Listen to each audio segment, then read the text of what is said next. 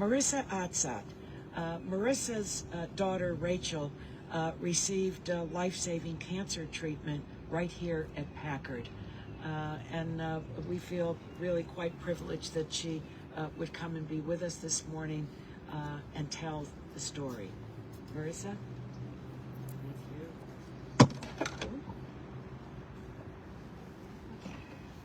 Your child has cancer. No words no parent ever wants to hear. Sorry.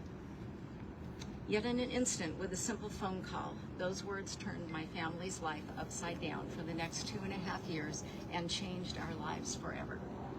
10 p.m., January 10th, 2005, I found myself lying full body on top of my screaming, very strong 11-year-old daughter.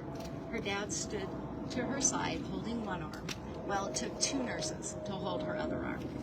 Our daughter had just been diagnosed with leukemia, and all of this was so that multiple IVs could be started to give her the blood and platelets that she needed to survive the night. Later that night, as I climbed into bed with her, Rachel asked me, why are we doing these things to her? And I answered with the sentence that would become my mantra for the next 2.5 years. It's not a choice. Rachel was born with Down syndrome, and while she always led a full and active life alongside her 2 siblings, she did not have the same understanding as your typical 11-year-old might have of what was happening to her. The next morning, when the phlebotomist came into the room, we were all just trying to explain to Rachel, you've got to stay still. She interrupted us with 2 words, one time. She looked the phlebotomist in the eye, she held up her finger, and she said, again, one time. And that man, bless his heart, he looked at every vein she had available, and I can still see the sweat dripping off the end of his nose, because he had 2 hands for her, and darned if he didn't get her in that one time. From that moment on, Rachel took over directing her medical care as much as she could. She would walk into the lab, put her arm out, and when they would ask her if she wanted to look away, nope, she wanted to see every last drop that they were taking out of her. If all these things had to be done to her, she was going to let everyone know how she wanted them done. I believe this was her way of having some control over a very uncontrollable time in her life. As much as I can try to describe what it is like to watch your child go through chemo treatments and all that goes with them, side effects, medications to counter the side effects from those medications, endless hospital stays, and on, you have to live the experience to truly understand it. The best I can do is tell you that even with the fabulous care she received from everyone here, and it was truly stellar care, we could have not asked for anything better, it was and remains the most difficult time in our lives. Treatment for any childhood cancer is brutal and traumatic. It's traumatic for the child being treated, for the parents who are watching, and also for the siblings who so often have mixed emotions about what is happening to someone they love as well as to their own lives. And it doesn't all just end when treatment ends. Going through such an experience impacts the whole family and their lives for years to come. 2.5 years after that first phone call, when Rachel finished her treatment, we all breathed a sigh of relief and wondered what had just happened. It took a while to acclimate to our post-cancer lives.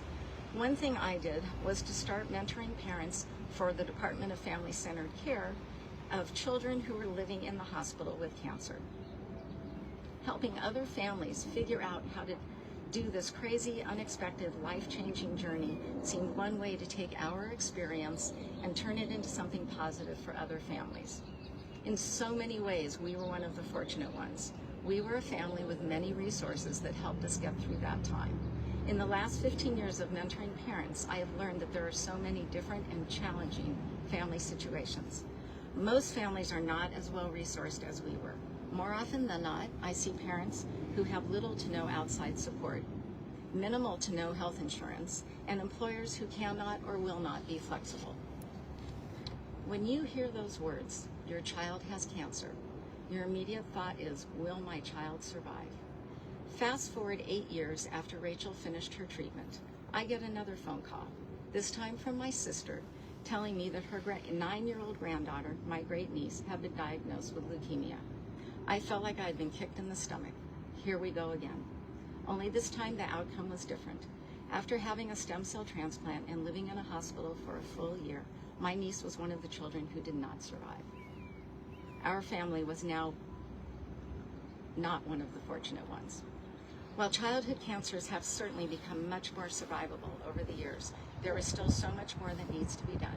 We need more research. We need meds that are created for children and not adults. We need to know that our kids won't have to wait for the medications and treatments that they need, that they will be available when they need them. I can't begin to tell you how inspiring these children who are fighting cancer really are, my daughter and niece included. With everything that is happening to them, they still have this amazing ability to deal with their cancer journey with grace and humor. That these kids can still laugh in the midst of everything blows my mind, and yet they still do. While my mantra of it's not a choice still applies for any child having to go through cancer treatments, how we as a caring community come together to support funding and research into childhood cancer treatments and medications is a choice. And I hope that we can all make the right choice for the sake of all our children. Thank you.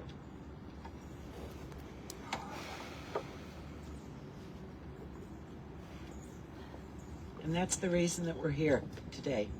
That's the reason that this place exists. That's the reason for the legislation.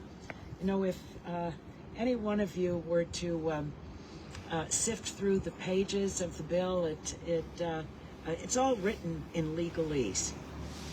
But as I often say to constituents, when that becomes law, those words walk into people's lives.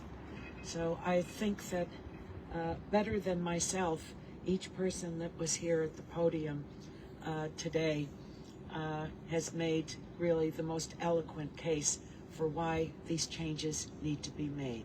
It's for the children.